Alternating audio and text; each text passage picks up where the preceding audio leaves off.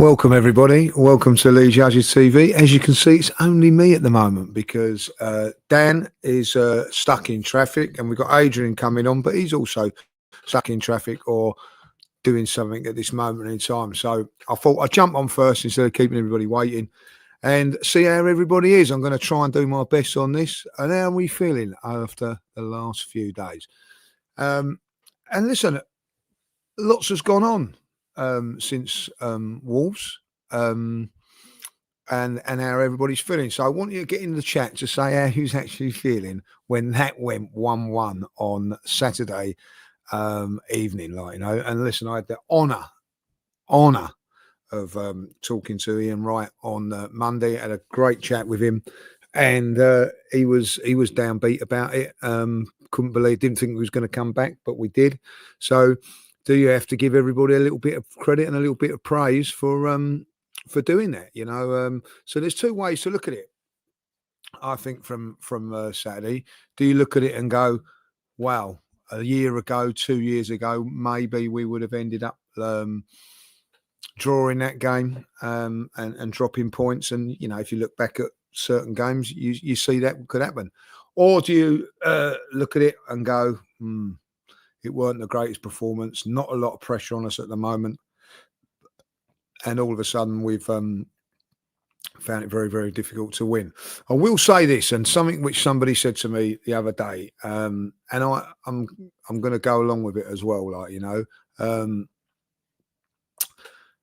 When you look back at it, when we've won titles and we've won this and won that, there's always been a game like this for all time. When you've not played really, really well, you got beat when you've expected to win. Someone said to me, I don't know if you remember, I think it might have been in 2002, guys, when we lost at home to Charlton. And it was one of those games, but we played. I didn't think we was that bad in that game, if I remember correctly, but we just missed chances. But we ended up losing that game. And if you'd have said to me after we lost to Charlton, were you going to go on and win the league, I wouldn't have believed you, So these games and these performances can happen. I'm going to want to see when Dan gets on here to listen to his take, because I know that he was very, very down about the performance, down about everything really, apart from the result. How do we feel on that, So listen, it's been an incredible ride since the weekend and everything going there. And I look back at other games. I actually watched the Cardiff Chelsea game yesterday as a neutral. But then I sort of put my Arsenal hat on. If that was Arsenal played that game, I think there would have been a slight meltdown, because I thought Coventry, I thought Cardiff were fantastic. That's a League One side, by the way, in the quarterfinals of the Cup. You sort of look at it and think, right, we've had a touch here. And all of a sudden, we end up. I thought, Cardiff were fantastic yesterday, but I think there would have been a meltdown if that would have happened, So, listen, I think we've got to get it into perspective. We got the result, and that was what matters. And we move on. Listen, let's get Adrian's thoughts. Adrian's in the house, so we'll get him in now. Look at that. I can do these things. I'm technically blessed these days, you know what I mean? Evening, Adrian. How are we doing? How are we doing? You all right? Yeah, not too bad.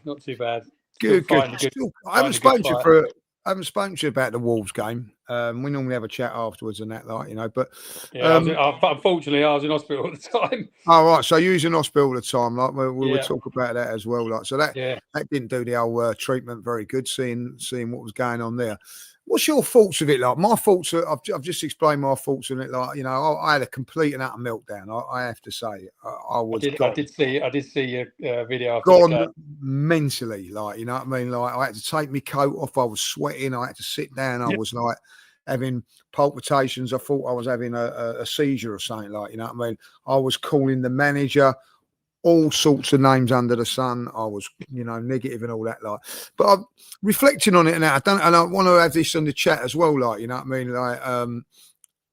Also, do you know what comforted me more than anything was that Declan Rice, I didn't see it at the time, but come out and he was fuming with it as well, So he sort of even though we won the game, he was unhappy, like going, this ain't good enough and all that. Like, so when you see a player do it, I thought, oh, do you know what? Fair enough. Like, what's your overall ridings of?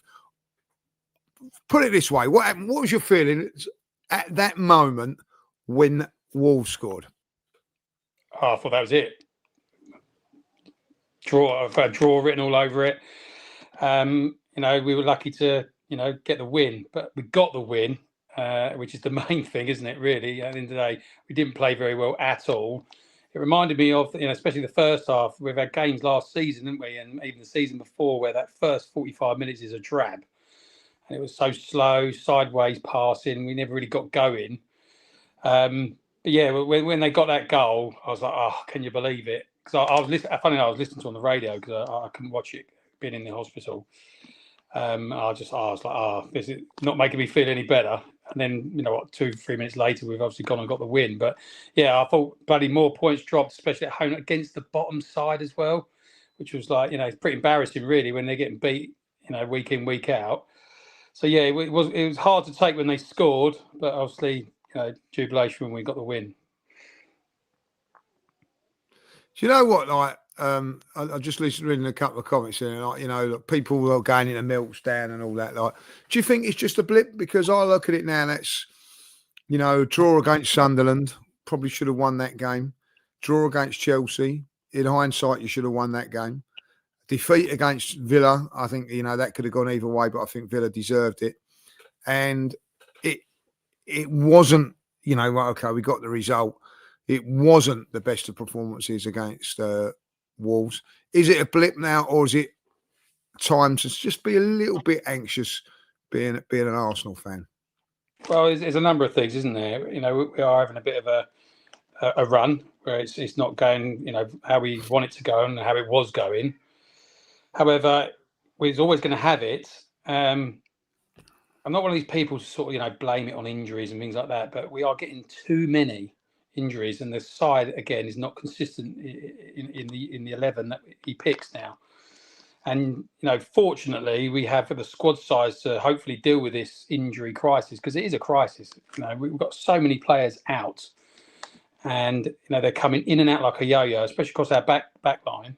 So hopefully, this week off that we've got this week is a bit of a godsend really for the players to sort of recharge and hopefully get the win against Everton on Sunday. But it's not going to be easy going up there because they're in fine form at the moment.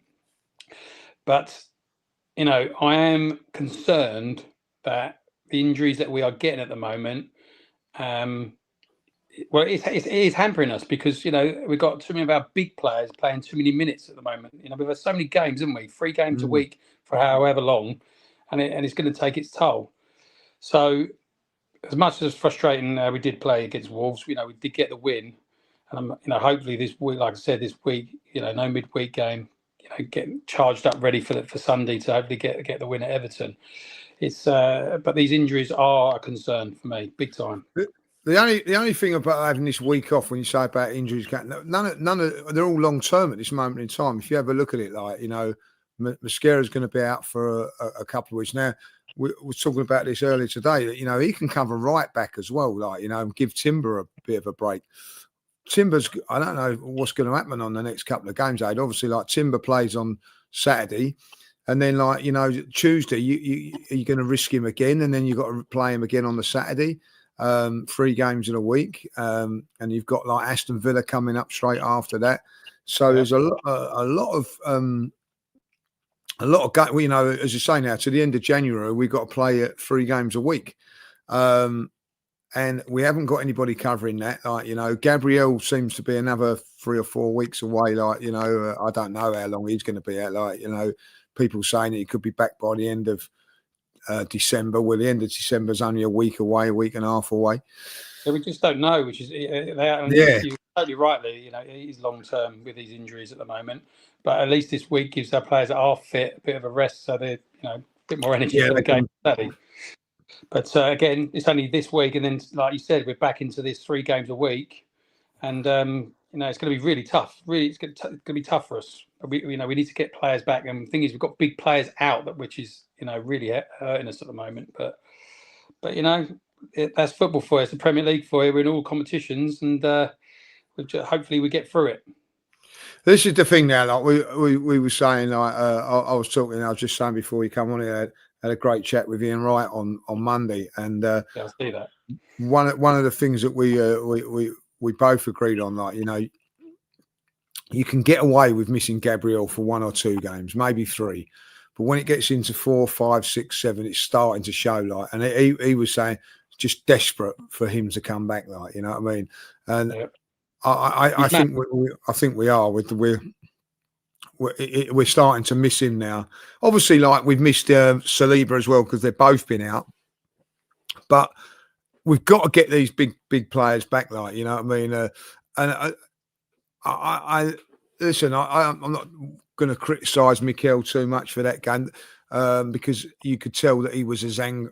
Listen, I was cursing in every name when that equaliser went in. I'll be honest, because I think that it does start with him, the negative stuff and all that. But you could see visibly that he had the ump as well. Like, the one big criticism for me is why he played Ben White and changed all that back 4 around. Like, is there some, you know, people go, oh, that Carter, you know, Heinze, whatever his name is, like Gabriel Heinz, Heinze, whatever you want to call him. We'll call him Gab. Beans. When he says to him, right, I'm going to play Timber at centre half. I'm going to move Saliba, who normally plays on the right side of the defence, to the left side. I'm going to play Nketiah as a left back. I'm going to carry on playing Ben White, who's had 3 games on the trot. Surely someone else would have said to him, hold on a minute, why don't you just stick Miles in at left back and keep the same? Just give Ben White a rest. I know, like, hindsight's a wonderful thing, but there were a lot of fans saying that would be the thing to do. Like, you know what I mean? I actually said if I didn't think Saliba was going to be fit, so I felt that you had to play Ben White because Timber was going to play central defence. But once Saliba was fit, it was an obvious choice to just say, right, Ben, you have a rest because you've played 3 tough games coming back from injury. Yeah. In you come, Miles at left back. I think that's a big mistake by Mikel. One of the, you know, and also for the coaching staff to allow him to do that as well. That worries me. I totally agree with you. I totally agree with you on that one. You know, Skelly's been sitting on the bench virtually all season. He's fit. And Ben White, look what's happened now. He's out for 6 weeks. So yeah, it was an odd decision in my head when he did it. To be fair, and I did agree with you with your interview on AFC TV. I thought it was a weird decision to do that, and it backfired on him really because Ben White's now out. Yeah, and listen, you know, Harvey's saying no, it's hindsight. I was in doing a starting 11. And there were a few people in there saying that, you know, leave Ben White out. You know what I mean? He's had 3 games. So there were people saying that, you know. And listen, I got no problem, you know, if you had to play Ben White. I'm not saying. But, like, I can't believe that he, like, for instance, Nketiah's played 3 or 4 games at left central defence. I'm just thinking to myself, like, you know, you want to continue him to keep playing there, getting a partnership with Saliba up, especially if that's going to be the case. Somebody else did say, look, you know, maybe Calafiori will come back there as a central defender and play Nketiah on the left back. Like, I just didn't understand that. Why? I don't get it. Why put him there? We've got Skelly, we've got Calafiori. You know, he should have played centre half with Saliba at the weekend, shouldn't he? And pushed Timber out to right back and Skelly at left back. That would have been my back 4. Yeah, and just leave Ben White out for that game. That's what I would have done. I would have done that, like, you know what I mean? Especially when you're taking a risk on Saliba anyway. You know what I mean? Well, like, exactly. And then you know you're not actually resting Timber, who I thought maybe needed a rest. I just don't understand it. Like, you know what I mean? Why he done that? Like, you know. And listen, and I also think that when you got, like, a low block side, Miles Lewis-Skelly is coming into midfield was going to be a better option than just an out and out defender at left back, like, you know. So yeah, I didn't get that. And what would you do now in the right, like, our right back situation now? We've got obviously Everton on Saturday night, and then on the Tuesday we've got Crystal Palace in the League Cup quarter final, and then on the Saturday we've got Brighton. Are you going to risk Timber in all those 3 games now, or are you going to say maybe a Josh Nichols can come in, or a midfield player play right back? I could see Norgard playing there, I suppose. Like, you know, when people laugh at me, like, you know, don't forget he put Thomas Partey there for a few games last season. Or do you trust one of the younger players to come in for the game against Crystal Palace? Or do you take the gamble on Timber playing 3 games? No. You know, we've got 2 Premier League games. They're the most important. You know, City are 2 points behind us, breathing down our necks.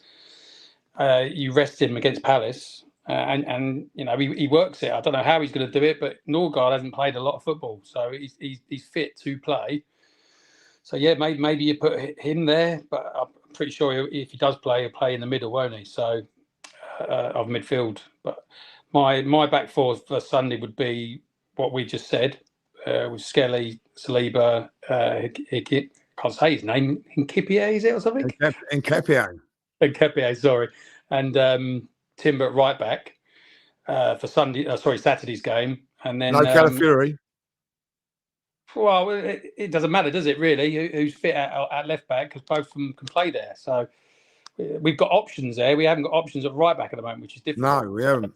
Timber's got to play this weekend because 3 points is more important than the quarter final. Don't get me wrong, the quarter final is also important because, you know, I think we've got a good chance of winning that.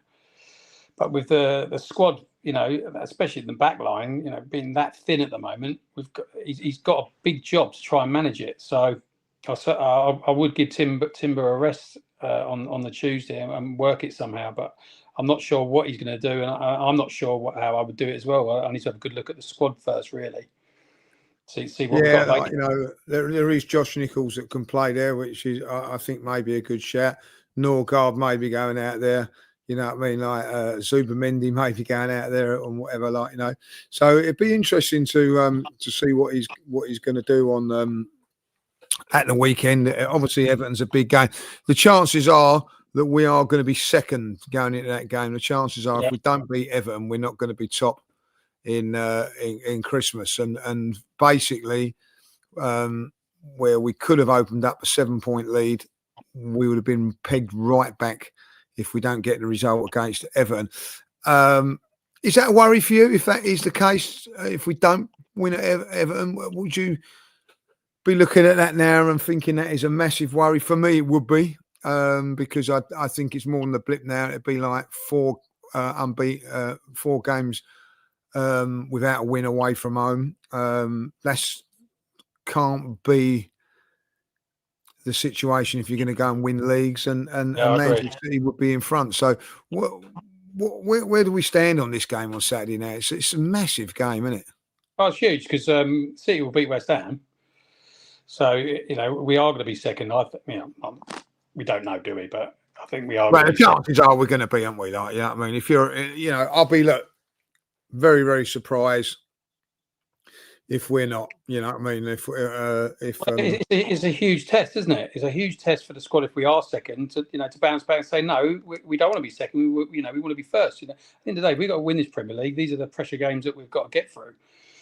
And, you know, it's very tight up there at the moment. And you know, City, although they don't look great, they're still winning football matches. You know, when you've got Haaland up front banging goals in left, right and centre, they're always going to be on your toes, aren't they?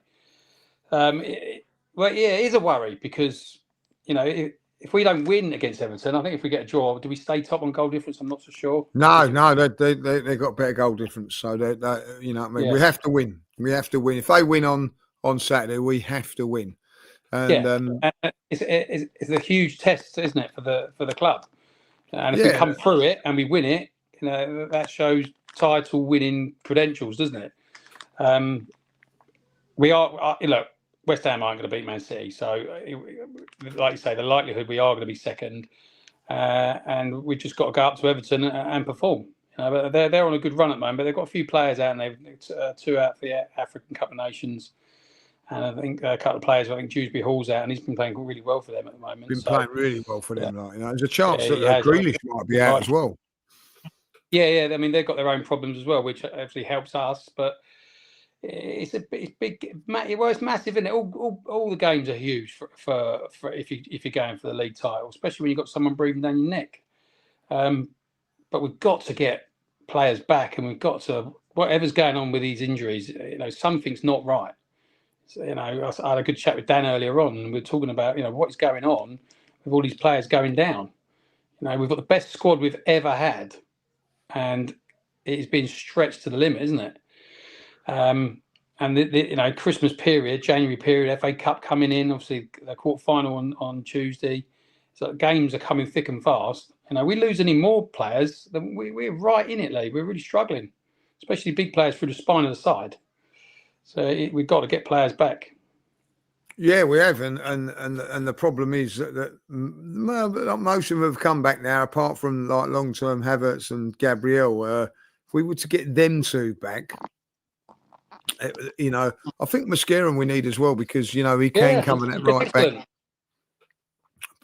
position as well. Like, what I mean? So, we've got four big players out at the moment, and Ben White gives you so many options going forward as well. Like, so it is four big players out. There's no real news on any of them coming back anytime soon. Certainly not Mascaron, and certainly not Ben White, because they're saying Ben's going to be out for a month at the best. And those injuries, when you're really, really sprinting, you feel something. I always feel that they're a lot worse. He was at full pelt when he had to stop. It's hamstring, minimum 4 weeks, no matter what. Yeah, I'd say it's just 4 week. Yeah. But listen, Everton lost a lot of players as well. Like, someone said in the chat, Man City got an easy job against West Ham. Well, couldn't get any easier if they picked it. Well, they could if they could have picked Wolves. You know what I mean? Like, I look back at that and think, like, you just lost to Aston Villa in a real battle, and that would have drained you. You got to go to Bruges, get a result to keep up your Champions League hopes and everything like that. What game would you want on the weekend? Oh, I tell you what, Wolves at home on a Saturday. That's what I'd like. You know what I mean? Yeah, absolutely, so that's what's happened. We got that game, and maybe, like, if I'd be really honest, if you was to choose one, you'd probably choose Burnley at home, probably because they've not got a new manager. There's a new manager's bounce with Wolves at the moment, and their performances, apart from the West Ham one, weren't too bad. But yeah, once you think about it, like, you'd be choosing Wolves, Burnley, and probably West Ham would be your third choice. And so they've, listen, we played West Ham at home. Was it 5-6 weeks ago? And they never laid a glove on us, so they're not going to lay a glove on Man City. It's just not going to happen. Is it away or is it at West Ham? No, it is at Man City. Man City then. Oh, there you go. Which, listen, it's not going to be an easy game for them.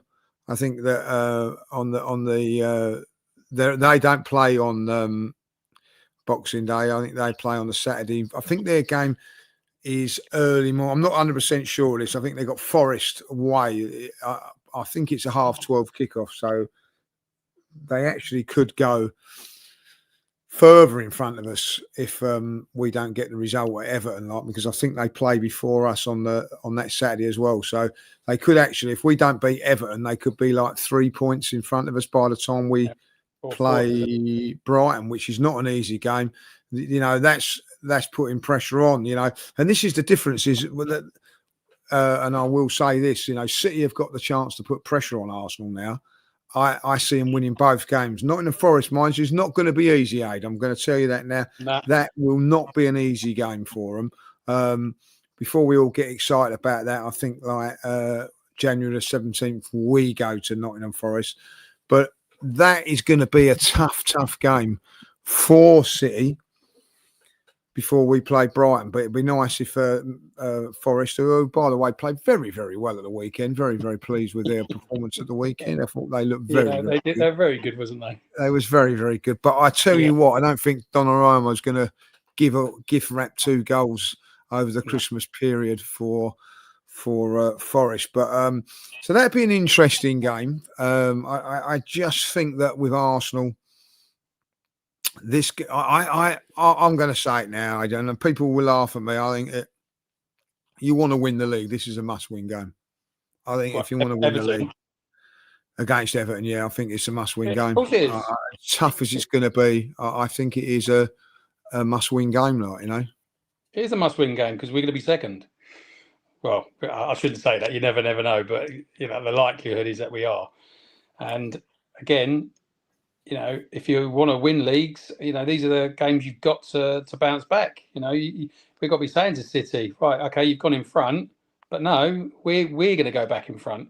It's the pressure's now on, isn't it? On the side, our front boys have got to start, scoring and taking these chances. I don't think Everton will play obviously a low block like Wolves did. It will be different, but they're in good form. Everton, it's a tough game for us going away as well. City are at home, so we have to wait and see. We've got to play well, and if we play well and we play well through the midfield and we get the ball wide and keep getting these, we're starting to cross the ball a hell of a lot more than we used to as well. We need to get firing up top as well. Gyökeres isn't, he's just come back from injury, but he needs a goal desperately. We'll have a little chat about him when Dan jumps on, like, you know what I mean? Just out of curiosity, I just want to talk to you about this. Like, someone said earlier on that it might be a little, I think Curtis said it on Forever Arsenal today, I think it might be a little bit easier for us going to Everton's new ground than their away ground at Goodison Park. 100%. 100% you agree with that? You actually agree 100%. With that, right? Yeah? Even though there's going to be more fans new stadium, and if you've not been there as a team, don't care if you're Arsenal or anyone else, you're going to a new stadium. It's lovely to play in, isn't it? It's not like Goodison, hostile place where it's really tough to actually go and beat them. And we always struggled at Goodison, didn't we? So I do agree with what you're saying there. Yeah. So that's an interesting thing. Just going on to the fixtures on Saturday and Sunday over the weekend. Some really interesting games, really. Like, like thoughts on this, like Newcastle versus Chelsea, early morning kickoff. That's a bit unfair on Chelsea. Come on, for a start, 12:30 Newcastle. Well, we've had it. Let's think about it. What time they have to leave? So seriously, if you're not going up there the night before, listen, I think we've either had a 2 o'clock or a 12:30 before.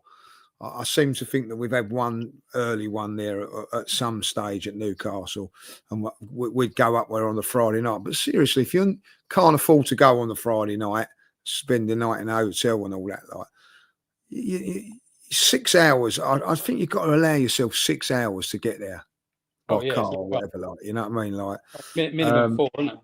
Minimum 4, like the earliest train probably out there. What time you got to be up and leave for that? Like, it's ridiculous, isn't it? Ridiculous. So that's going to be a tough game. Huh? 5, 6 o'clock job in the morning, isn't it? You got to get up. I think at least got to leave at 6 o'clock. You know what I mean? So I'll tell you another intriguing game: Brighton versus Sunderland. Don't know how that one's going to go. Sunderland have got a few players missing now, so that'd be an interesting one at 3 o'clock.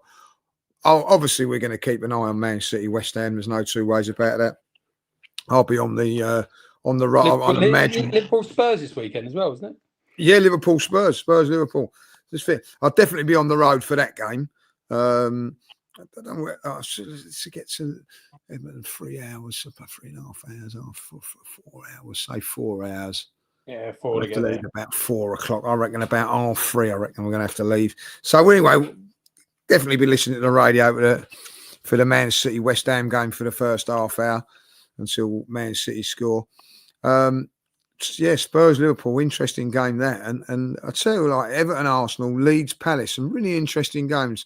I don't know what, and Villa versus Man United on the Sunday. So Villa are Premier League leagues. It's brilliant, isn't it? It's great.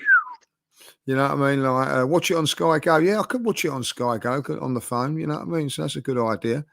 Make sure you got your data though, Gaffer, yeah? The 3 o'clock kickoff, though, you're not allowed to watch, are you? Like, you know what I mean? So I'll definitely watch the Spurs Liverpool game as we're going up. Like, you know what I mean? That's a good question. And I'll ask that in the chat. Like, I like throwing these little questions out. Who do we want to win that game, Liverpool or Spurs?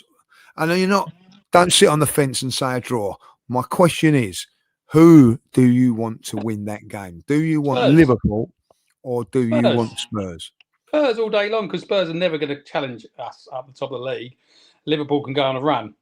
You know, they've got the ability and the squad. But can you want Spurs to win a game? No, of course I don't. Listen, Spurs everybody win a game, straight but up here saying a draw. Yes, we all would like a draw. Yeah, Jay, draw, I yeah, know obviously. that. Well, look, if you put your football hat on and take away the fact that we hate them, Spurs win would be much better than a Liverpool win. If you're putting your football hat on, you know, because at the end of the day, Liverpool are going to be more of a challenge inside than what Spurs are at the top of the league. I know Liverpool have had a bad run, but who's more likely to finish higher out of them two and put pressure on at the top of the league? So if you've got your football head on, it's Spurs. But yeah, I get that. Donald's come up with a stat here, like Arsenal have never won the title being top at Christmas. Has happened 4 times for us. I never knew that.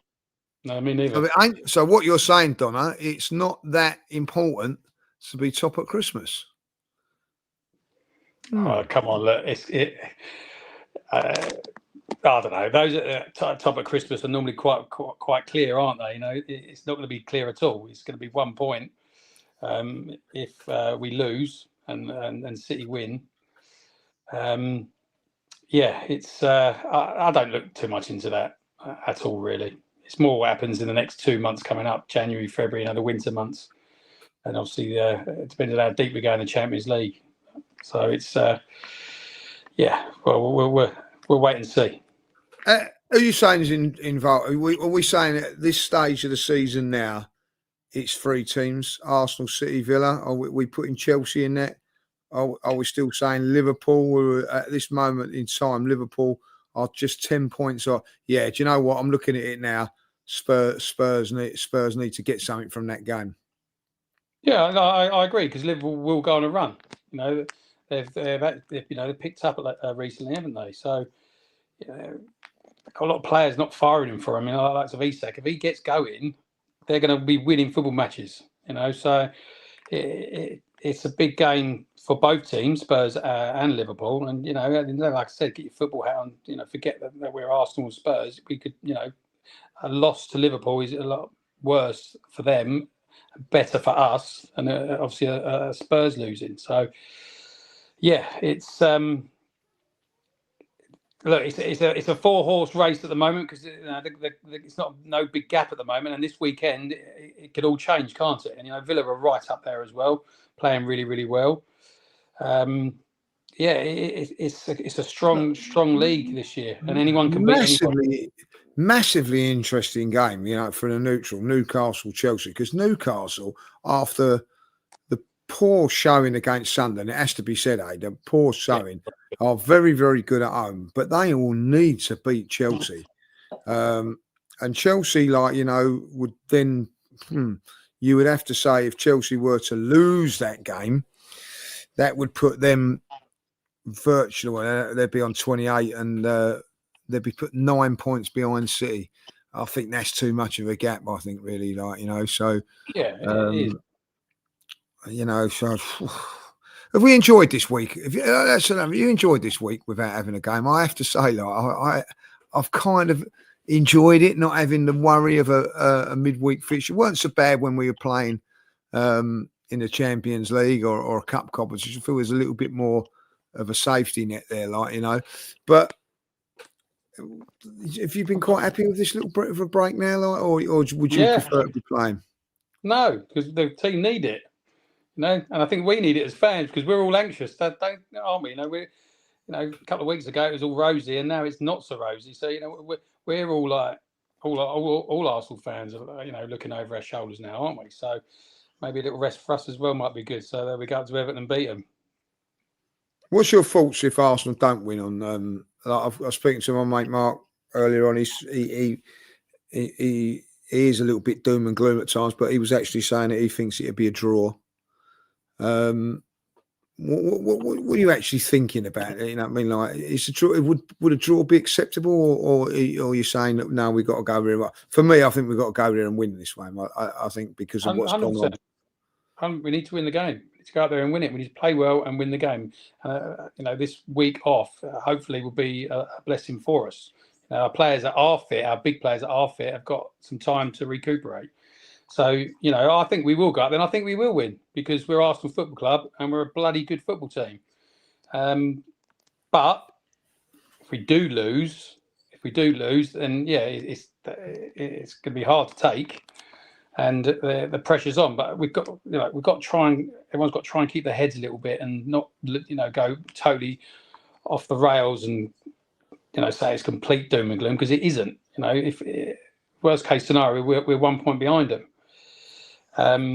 If we can get to January, and I don't know whether we have this winter break like we did, when we went to Dubai that time. No winter break this year. Yeah, so it's going to be tough, but we had again. I know I go back to it, and I don't like using it as an excuse, and it's not an excuse, but it is a factor that the amount of players we got out, we need to get them back, and with all these injuries that we're having, there's no consistency across the back line at the moment, and it's difficult to get that consistency going forward as well, for us to be winning football matches. It's likely when we were managing and coaching. If you lose big players at your side and bring players in, the consistency can go, and that's what's happened with Arsenal over the last 4 weeks. I'll do that. Amy has just said, did you know the Winslow is closing down? Sad news. Yeah, I did know that, Amy. They said a couple of weeks ago that it would be. I'd love to get in there one last time. That very, very sad. Like, I've got special memories that pub for me when Kevin was there as well. So it was very, very, very sad. So listen, me and Dan celebrated a 1-0 win there. Do you remember that, Dan? In the Winslow. Yeah.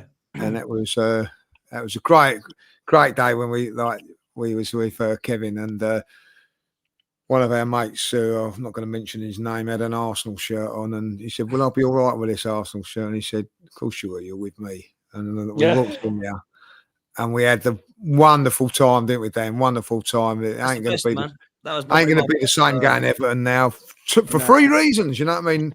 Obviously, like the biggest one, Super Kev, not there no more. The second one, Goodison, not there, and the third one, Winslow closing down. Thank God we did that though, Lee. Thank God we did that, because if that didn't happen, that would have been crazy, really, because that was by far the best memory I ever, Kevin, without a doubt. That was just the best night you could have hoped for, and it was so good, such good fun. And I tell you what, I've always have a bit of a soft spot for Everton now, but the fans were quality, weren't they? The fans were class. They just lost the game.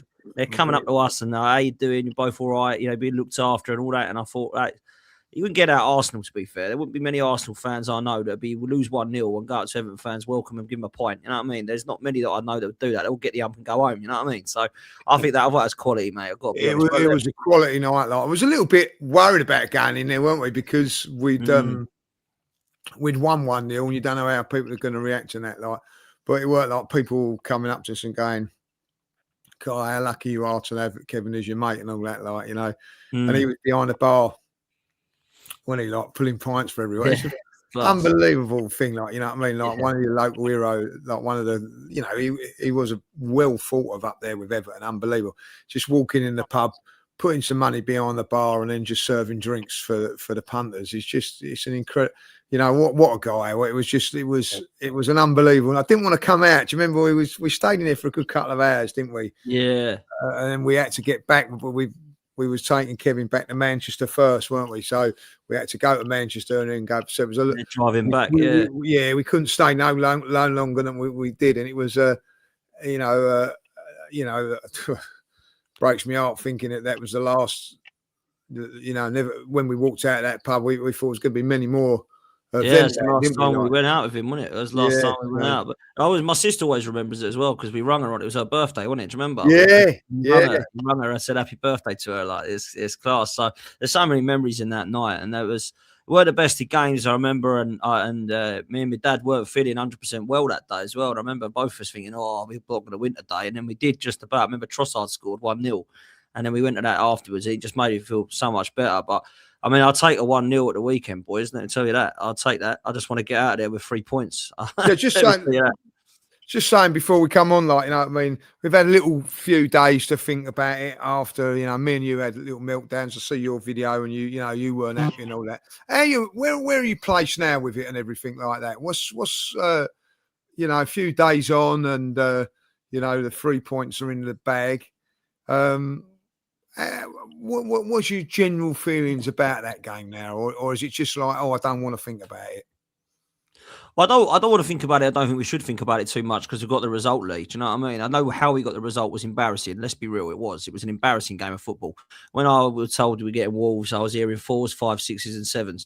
And I was optimistic myself. I said 2-0. So I think when you look at it now, you take the result, you move on. But I think you've got to look at the concerns and how you put them right. And I think Mikel Arteta has got to try and find a way to get this attack working the way that everybody wants it to be working. And I've seen it work, against Atletico Madrid. I've seen it work against Bayern Munich, and I've seen it work against Spurs. And that weren't long ago, Lee. It weren't like we're talking about years ago here. We're talking games ago. And there's been something different in the last few games. And I don't quite know what that is. And if I'm honest with you, I don't know what you boys think about this, but I was speaking to Aid about it earlier, and I still don't know the answer to this, right? But something's not working, and it's either Gyökeres ain't very good, and we all got it wrong, including me, or the system ain't suited to him. Now, there's got to be a reason as to why Mikel Merino looks the best striker right now for us. I never thought we'd say that, but he suits us so much better because he's more of a false 9. Gyökeres is that focal point and he's that number 9, and I don't think that it's working for him right now. So I think it is a bit of both. I think he needs to look at his performances because I don't think they've been good enough. And I think Mikel Arteta needs to look at how he's going to get the best out of this system because I just don't think like both of those are quite working right there. And then when people say, isn't Gyökeres, it's a service. Well, what do they want Ødegaard and Eze dropped then? Do they want Saka dropped? Is Trossard not good enough? Which one is it then? You can't say that. You can't say, well, he ain't getting the ball. So what, do we just drop all of our team and put the new people in? Who is to blame then? I don't think anyone knows the answer yet. And he might need a bit more time, but I think we should be I think we've been justifiable enough to be judging him by now at 17, 18 games that he's played for Arsenal, whether it's been 90 minutes or minutes of games. He's made 18, 19 appearances right now. If he's made 8 or 9, I might be looking at it like I was saying, we've got to give him a bit more time, but it's not looking great. We're now 18, 19 games in, and I'm like, maybe we need a bit more time. But really and truly, I can't be hypocritical. I was looking at Havertz doing this, and I was going, what are we doing here? So I can't sit there and say, well, it's Gyökeres, let's give him time, when I weren't willing to give Havertz that time. Because Havertz came into the back end of that season and, we nearly won the league. Gyökeres could do the same thing. We might win the league even with Gyökeres not doing anything now, Lee, right? We might be at that stage where actually he's going to score 5 more goals, but it don't matter because we're going to win the league. And let me tell you, if he don't score another goal, and then we win the league, I'll take that way around. Then Gyökeres getting another 25 goals and Arsenal coming second, right? So I just want to win this league, yeah? But at the end of the day, how we get this attack working, I think, is a big question mark. And I think the manager has got to try something a little bit different and try and tweak it a bit more. But I don't know what you boys think. Oh, well, listen, if Gyökeres scores 25 goals, we win the league. Simple as that. We ain't gonna come runners up, Has he got 25 goals in him? Yeah, over 4 seasons, maybe. But I don't know about like one, so we've got to worry about that.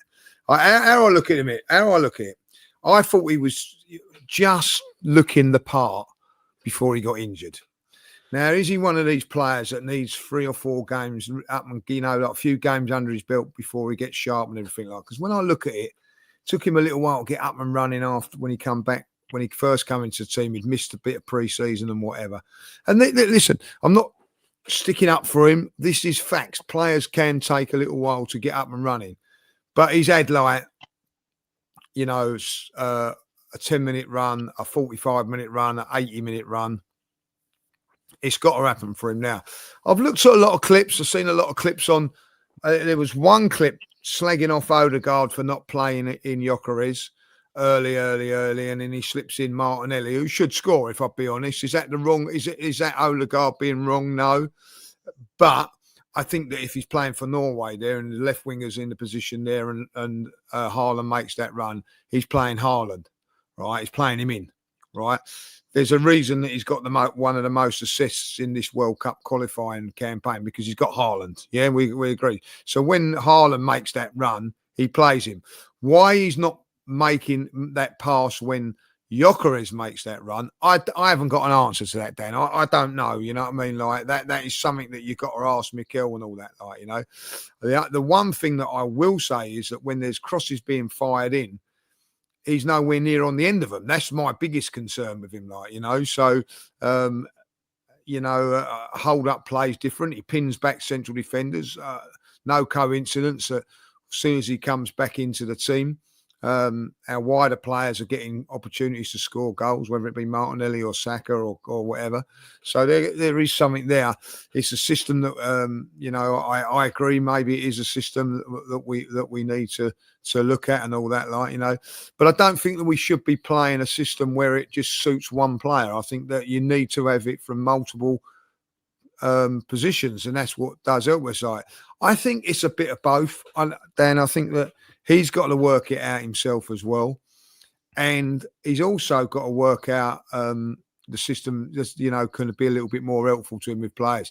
The other thing is, like, you know, if I'm Gyökeres, right, and I'm 6'4", and my reputation's on the line for goals, Martin Odegaard would be hanging off a hook in the dressing room, like after the game, because I would have grabbed him by the throat, put him on a hook, and said, "Listen, I'm the striker here, and my reputation's goals. You start feeding me, otherwise you're ready to be going through the ceiling next time, not a hook." That's all I would be saying, like, you know. And listen, I've been in dressing rooms when centre forwards have been a bit like that, you know. They want goals. So be a little bit more nasty. That's all I say, Victor. You know, and like, you know, that's what I would say. You know, demand it a little bit more, because at the end of the day, his career could be. Well, I don't think it's a wrong thing to say. His career is going to be judged on goals. So if you know, I want that ball put in there, and it don't. Listen, I've seen two players fight, right, Ben, and this is probably over a wide player not putting the ball into the box, and the centre forward in the end having enough of him. You know what I mean? And going, right, you know what I mean? I've made more effing run, and you ain't effing delivered that ball here, like, you know what I mean? Like, and you know, nothing wrong with it, but that's what I like my centre forward to do, like, you know what I mean? Like, because his reputation's on the line. You know what I mean? Like, at the end of the day, Dan, if you was a centre forward, whether you're playing for the local team or a professional team, if you've got, like, your hold up plays really good and all that, like, you know what I mean? How many goals you score? None. That ain't, you know what I mean? You ain't going to get a lot of praise for it, like, you know? So it's all that we put that number 9 shirt on, or number 14 for Arsenal, whatever. But, you know, like, the centre forward is the number 9, you know what I mean? It does say on there, it doesn't say on there, but it does say on there goals.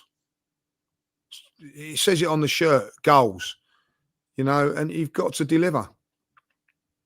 He has to deliver, man. And look, he might do. He might be at a stage where he is going to bang them. He is going to bang goals. And at the weekend, I hope he does. But a lot of people are saying they play Marino at the weekend. What would you play Gyökeres or Marino, Wade? Good question. I mean, Dan, we had a good chat about Gyökeres earlier on. You know, we paid 60 odd million for him.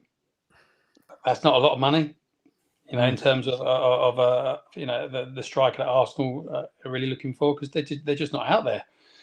You know, he scored all these goals in Portugal, but, you know, Portugal league's, what he said, that is rated lower than the Championship, isn't it?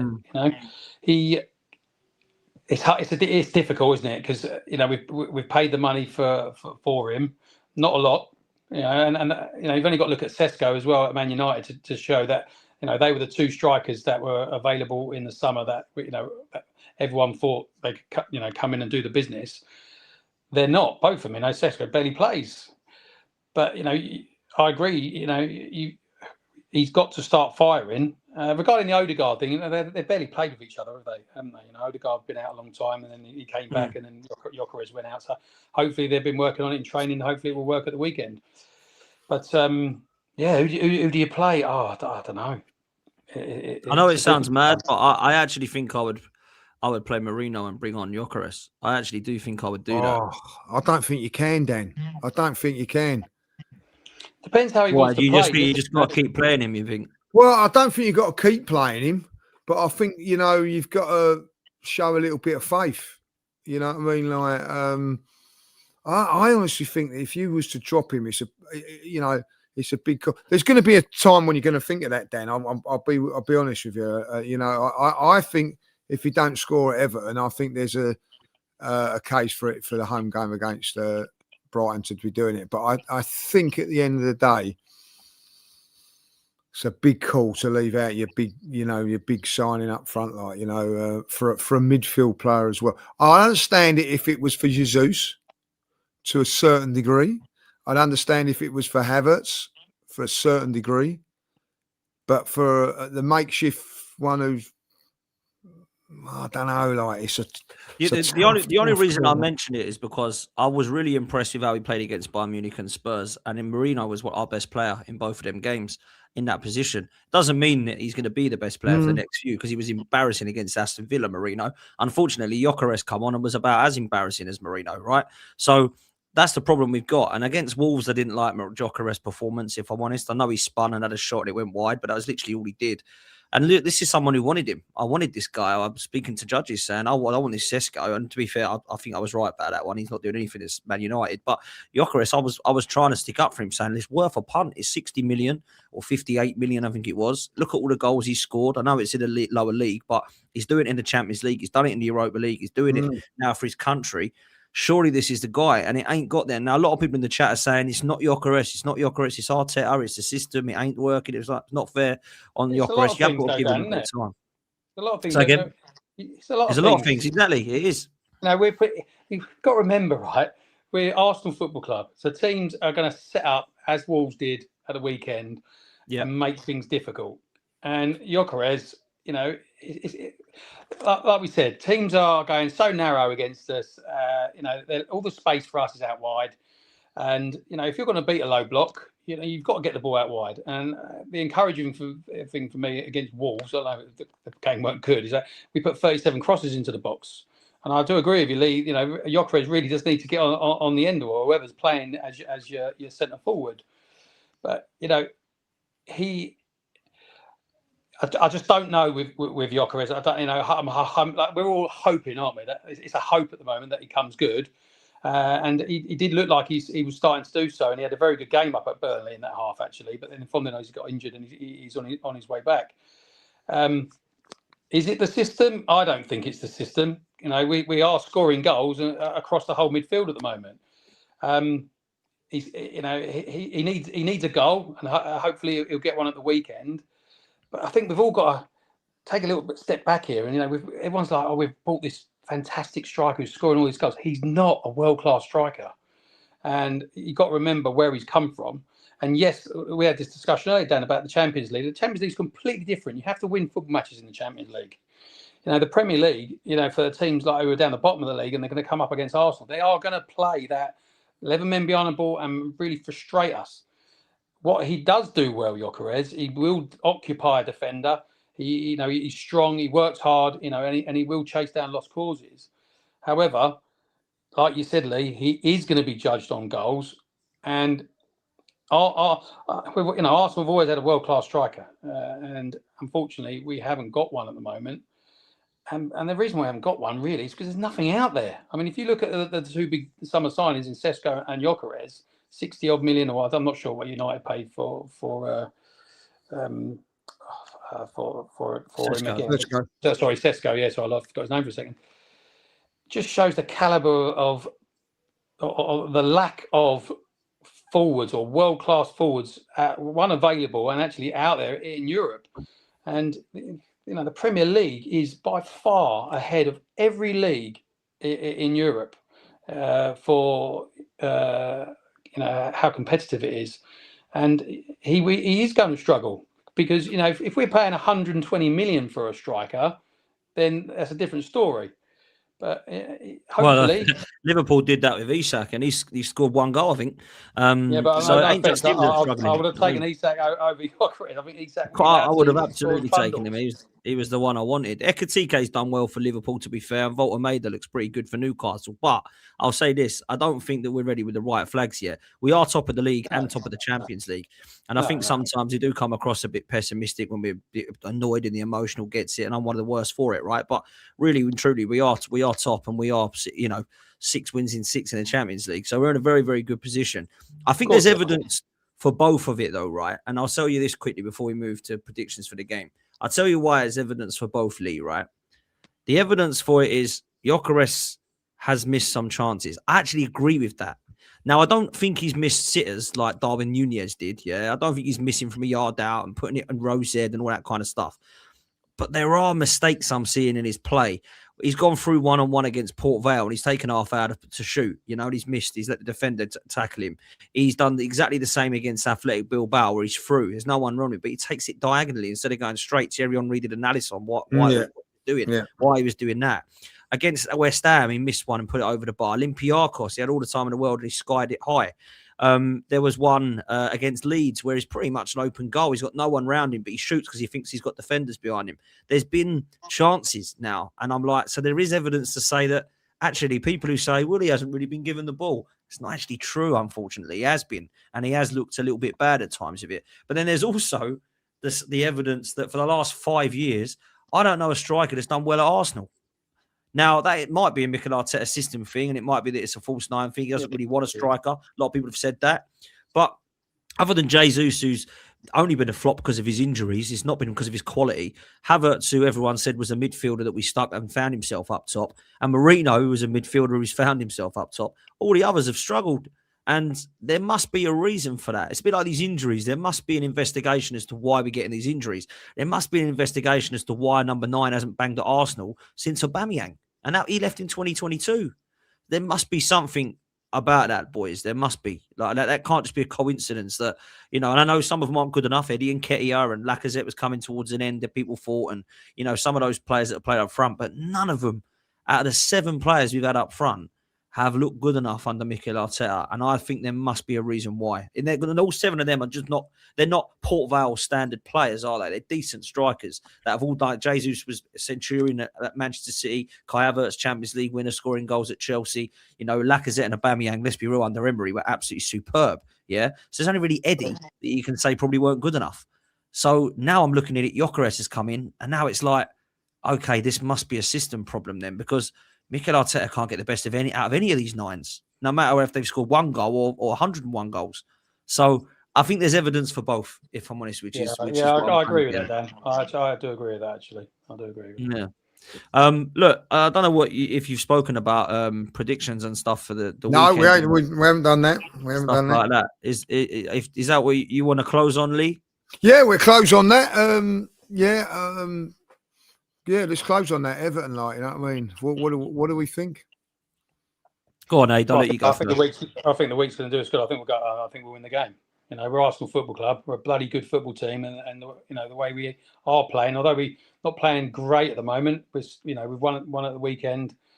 I think we'll go out there. I think we'll win 2-0, 2-1 maybe. I'm going to back my side. I think we should back the side. I'll let you go lastly because I just want to quickly say this. I will know so much about the mentality of the side this weekend because we are going to be second, boys, when we go into that game, right? Hopefully we won't stay there, but we will be second because they're going to beat West Ham because they're crap, right? Let's just say how it is. They're rubbish, right? They're terrible. So Man City will probably win 3 or 4-0 against them, and they'll have and then it will all be on eyes on us, and it will be pressure. And it's for the first time going to be more pressure than we've had. It's more pressure than the Wolves game, which we did scrape. It's more pressure than the Villa game. We couldn't win that one. It's more pressure than the Chelsea game. Couldn't win that one. More pressure than the Sunderland game when Liverpool and City played that weekend. We couldn't win that one. If we don't win this one, I will question whether we can win this league under Mikel Arteta. I will. I'm sorry, I know that sounds mystic, but if we draw this or we drop points here, or if we lose it, dare I say it, I'll sit there and go, I don't know if this guy can get us across the line. Because when it's like, go on, have a bit of pressure. We're like jellyfish. We can't do it. And I can't see that, man. I've got to see, let City do what they want. I don't care what Man City do. I care what Arsenal do. Arsenal got to go and win this game. Arsenal should win this game. Arsenal got a better team than Everton. Everton apparently got Grealish and Kieran Dewsbury-Hall out, and both Garner Gay and Njai are at the African Cup of Nations. That's 4 of their best players out. That is like us going there without Saka, without Saliba, without Gabriel, and without Declan Rice. And we have got the majority of them other than Gabriel. So I think we should win this game. It wouldn't surprise me if Arsenal draw this game. I'll put that out there. I said the same against Villa. We end up bloody losing it. I actually went 1-1 in that game for my prediction. But I think we'll go 1-0. I'm going to go 1-0 Arsenal win. Lee. Couldn't put it better myself, Dan. Like, you know what I mean? I think I'm tearing my hair out between a 1-0 and a 2-0. I don't think it's going to be pretty whatsoever. And I'm with you on this, on mentality. I said about me.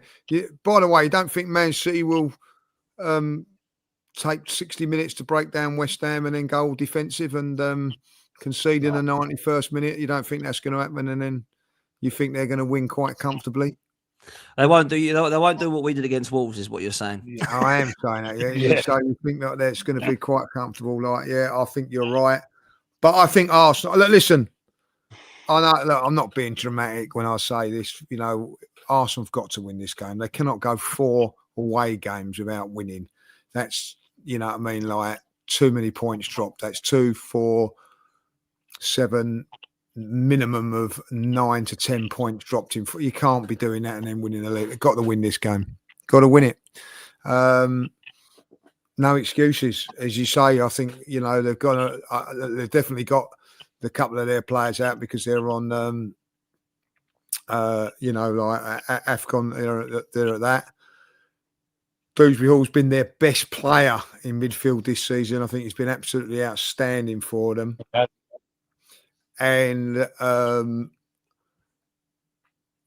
Grealish is a doubt, and I don't think, you know what I mean. I think they do everything they can to get him fit.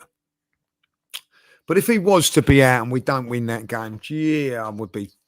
You know, I don't know where I'm going to be.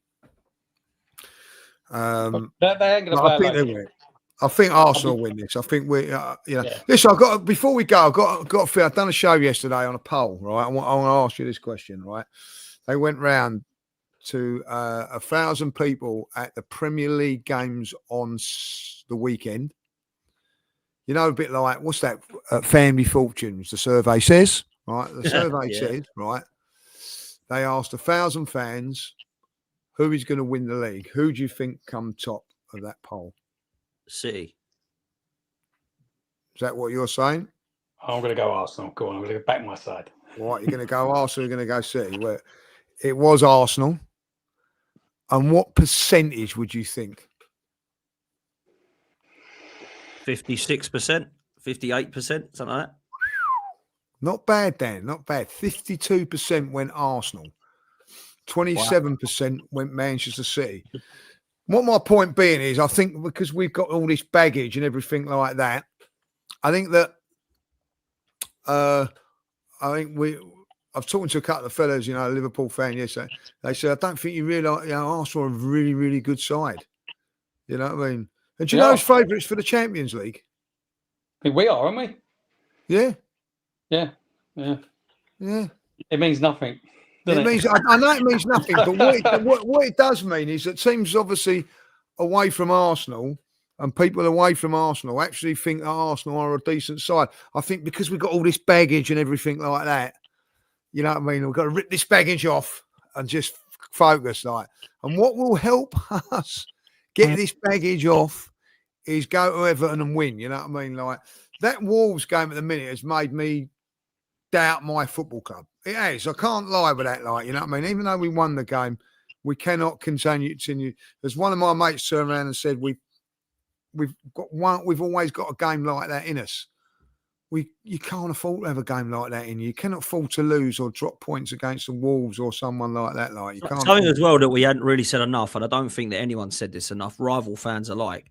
I actually thought Wolves did a number on us, mate. I'm not gonna say that Arsenal were great because we weren't, but Wolves deserved a bit of credit there. Rob Edwards has gone into that game like, if we play football against these, it will be 7-0. There's no point. We have to make it difficult for it and low blockers. And I think the same should have been said about Aston Villa, because I thought they were excellent against. I thought they dominated our midfield. I thought they were exceptional. And I thought Emery did a number on us. It doesn't get said because it's all about Arsenal being laughing at Arsenal and all the Arsenal fans in meltdown. But actually, you've got to look at the opposition and say fair play sometimes. It doesn't excuse what Arsenal did, but I think sometimes it takes away that Wolves really should have walked away with something there. And you could see Rob Edwards absolutely devastated at the end that he didn't. And obviously, Emery thinking ecstatic that he did. So I think sometimes you have to look at the opposition, but Arsenal need to do better, Lee. They do. You're absolutely right. And the reason I said Man City just quickly is because I think rival fans look at it and go like we do. I've been here before. Arsenal looking lovely, aren't they? Been here for 3 years. Well, not last year, the year before and the year before that. They won't win it. Man City, it's still Pep. It's still Haaland. Foden looks brilliant again. Rodri's not even back yet. They've got a much better defence. They've got a good goalkeeper now. City will do it. And I can't sit there and go, you're deluded. I ain't good. They don't say City. No. They could do it. They could do it again. They could. They're a good side, man. Of course they are. And they've got winners in it, and they've been there and done it. They've got but then it's not. This is what I've got to say. That, like, you know what I mean? I get it, but this isn't the same. This is nowhere near the same Manchester City that were chasing us 2 years ago. I agree. Nowhere near. I agree. Nowhere near. It's not the same Arsenal either. It's not the same Arsenal. I think that we're a better team than what we was 2 years ago, and they're not as good. So listen, it's up to us. Up to us. You know what I mean? Like, people turning around and going, "Oh, like Arsenal are crumbling." Arsenal, but I haven't seen. As devastating it was against Aston Villa, I didn't see our manager trying to fight a cameraman and trying to eat a camera. I did not see that. Like, you know what I mean? Like, yeah. But you got to look at the start and the fixtures of our season so far. We have played all the top sides are pretty much away from home. It's our run after Christmas is a lot, you'd say, quote unquote, easier regarding home fixtures against big sides. I totally agree with you, Dan, when you talk about, look, we are concerned about the injuries at the club and why it's so bad, and it is hampering us right now. There's no doubt about it. We are struggling because we have got so many players out. But we are top of the league and we are top of the Champions League, and we have been playing phenomenal football this year. And like I say, we just got to get firing again up front and through the midfield, get our players back at the back, and once we do that, there will be players that will go out for City and other teams will pick up injuries and stuff. So it's a long way to go. Again, big like Gabby, we want back. That's what we want back. Huge. He's massive for us, And that Sleever being back is fantastic. We definitely needed him back. But it is a worry that why our players are just going down like yo-yos. I think Gabriel and Havertz might be back for Brighton or Villa, don't they? That's what they're saying. But I hope they keep saying that, and I thought Havertz was supposed to be back last month. It's only days, boys. It's only days. It's only days. Days. It's been like months. So only days. 365 days. That was what it was. 365 days, but it is days. Yeah. Oh dear, I tell you, no, it's mad. It really is. But no, listen, I hope we win it. I hope we do. I hope we win this game. You got to take it game at a time. And I must say, I think this one against Palace is important as well, because I said to Aid earlier, I want to win this cup, man. This is a massive thing. I'm interested. Listen, I know we don't want Man City to win games, but you want them to win tonight, all right? So that they've got an extra couple of games in the semis. Don't want them get like. So I want, I'm not going to watch that game. I'm going to watch the tonight. Who they got? Brentford. So I'm going to watch the Newcastle Fulham game, and hope that. I'm not bothered. Do you know what? And I hope we get Newcastle tonight away from home. Like, you know what I mean? Away from home. Away from home first. Sorry, should I say? Like, you know what I mean? I want to do a little bit of revenge on Newcastle. That's what we want. Like, you know what I mean? If we beat Crystal Palace. Yeah. Fair play, man. Well, look, we'll have to see, won't we? We'll have to see what we are going to get. I want to beat them. Big week, isn't it? Yeah, before we go away, just give us an update how you are and all that quickly. Oh, it's I'm back on treatment. I was back on treatment on September, so I had 5 rounds and I had a scan. Scan was positive. Significant shrinkage in my bowel and my liver. whatever significant means, because I kind of want, it was this big, how big is it now? But they don't tell you. They're very cloak and dagger, these doctors. But unfortunately, when all the good news from the summer where I thought I could possibly go under the knife, unfortunately, my doctor really let me down. Cut a long story short, he's now not my doctor. I got a different one, and it spread to my ribs. So it's the operation's off the cards now. So it's basically just keep smashing the treatment out every couple of weeks. I'm not gonna lie, it's hard. The treatment it gets harder and harder. It does wipe you out, but I say I've got to get through the Christmas period. It gets to the end of January. I have another scan, and then and to see where I am, and that's the cycle I'm in at the moment. So, I had a stint in hospital the weekend, spiked a fever, and I have to go in because my immune system's shot from the treatment. I'm supposed to be in on Monday, but I'm going to cancel Monday because I want to enjoy my Christmas with my kids and my family. So I go back in on the 5th of January, and then it will be it's just treatment, scan, see where we're at, and hopefully with everything else that I'm taking, it does the trick. It's been a year now. It'll be a year on Christmas Eve that I got diagnosed. So yeah, I remember that. Yeah. It's been a crazy year of ups and downs and hospital stays and good days and bad days. So again, I'd like to thank everybody. And I haven't been on for a long time. It's lovely to be back on with you guys actually. And the times where Dan's invited me on, I've not been well. So thank you to everybody who's in the chat and the support from all the Arsenal fans. It's so humbling to know that you've got so many people rooting for you. So much love to everybody. So I really appreciate it. So yeah, just got to keep going, as they say, and hope for the best. Certainly have, and you have a lovely Christmas and all that, and it's lovely when people are asking that, so we know you we know you got this, my man. We know we got this. Yeah, I keep fighting. I won't lie, it's been tough mentally, being on your own every day and not being at work, but when you get the support from people that you don't even know, I got a lovely video message from Declan Rice, wishing me well, which was brilliant. So I know Robbie's been asking after me as well, and hopefully I can get on one of your shows at some point over Christmas or New Year. Keep fighting the good fight. As much as I love my football club and I want Arsenal, and everyone disagrees and argues about it all, there's a little bit more to life than the Arsenal Football Club for me right now. So they could do me a favour by winning football matches and getting back to how they were playing about 3 or 4 weeks ago. Would be lovely. That certainly make you feel a bit better, won't it, Adrian? It really would. So again, much love to everybody who's what they're saying in the chat and supporting me going forward. So I will beat this, as they say. Brilliant. That's what we want to hear. I think Dan might have dropped off. I don't know what's happened with Dan, so we'll say goodbye to him as well. Someone just said, "What do you think of England?" We're both cricket fans. Quickly, Aid, what do you think of England in the Ashes in their first innings? Well, I'm going to watch it behind the scope. That ton from Carey's done.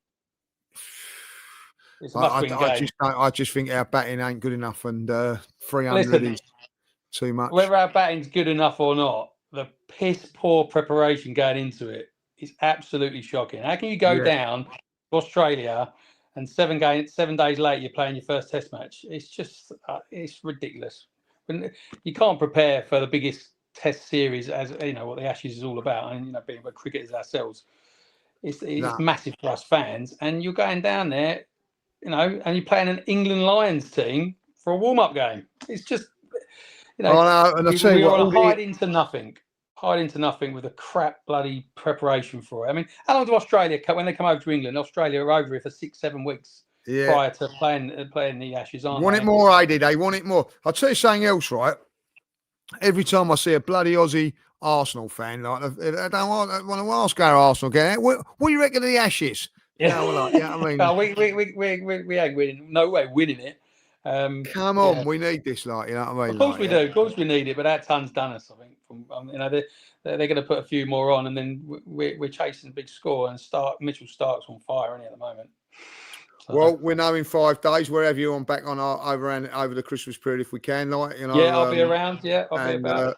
We'll talk about that. So we're going to leave it there, guys. Thank you, Adrian, for joining us today. No worries. Thank you, everybody. Take care. See you soon. Lovely. And I'm going to end this stream. Dan's internet has gone down, like, you know what I mean? I suggest you pay the bill, Potsy.